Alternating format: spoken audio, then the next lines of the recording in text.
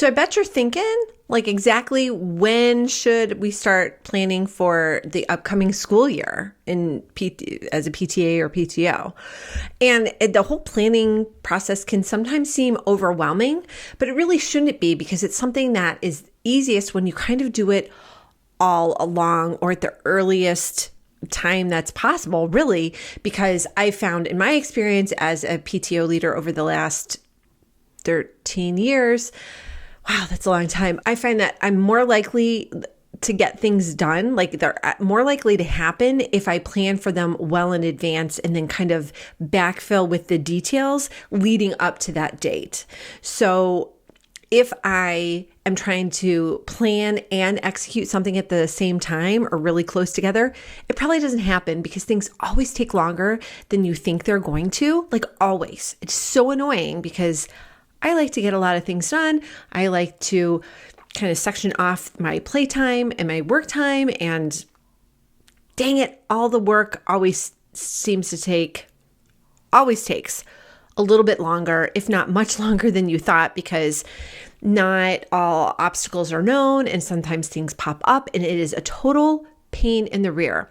So really, starting early is fantastic. I'm filming this in January. And so really, this is an ideal time to start thinking about what you want to do in the upcoming year, because if you're going to be in your same position, and even if you're not, it's nice to be able to hand off a general plan that someone can follow if they'd like. And if they don't, then fine. Like, you're not going to be signing contracts unless there's something that your group totally knows that you're definitely going to be doing and that you need to lock in that price or lock in that vendor, what have you.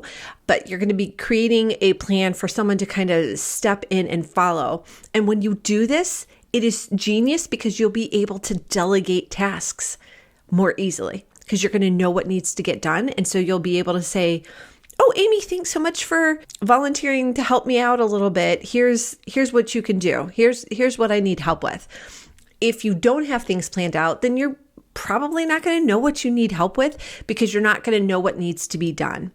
Like I said, in January, February, March, really as soon as possible, start looking at the next year, what you want to do. The fall semester is probably going to be really fresh in your mind. And so you'll be able to think back to what kind of worked for your group, what didn't work, what needs to change, what doesn't need to change, what can just automatically be run the exact same way, the exact same time. So you can look at the date on the calendar whenever it happened and be like, yep, it's going right there. I know exactly when this event is going to happen. And so that is really great for planning purposes, because then you will have that event taken care of and that month covered if you do an event every month or what have you. Then as you work through the spring semester, you can sort of do the same thing and figure out what you want to repeat the next year. I generally like to repeat what I can, but sometimes an event has just run its course. It is stale, or maybe it's the first time you run it and it didn't go as expected because something happened. For example, I had a good friend who is very organized, and she bought spray paint, and I think to decorate something for the holiday time. Well, parents weren't using the little spray boxes for whatever reason. So the principal got really mad because parents were or their kids were spray painting directly on the lunch tables. And so the principal was having a conniption, and we were like, it's just one table. Apologies. We thought the parents would supervise their kids more closely, and they did not. Our bad. We won't do this event again. So we had to change it kind of entirely as a result. But that funny kind of stuff is going to pop up every once in a while. And so you'll have to make adjustments. But it's really nice to repeat things, because you have really nice traditions that carry on year over year. But then it's also nice to interject some freshness and some new things and some really fun things to grab attention of parents, because they're not used to seeing the same old, same old.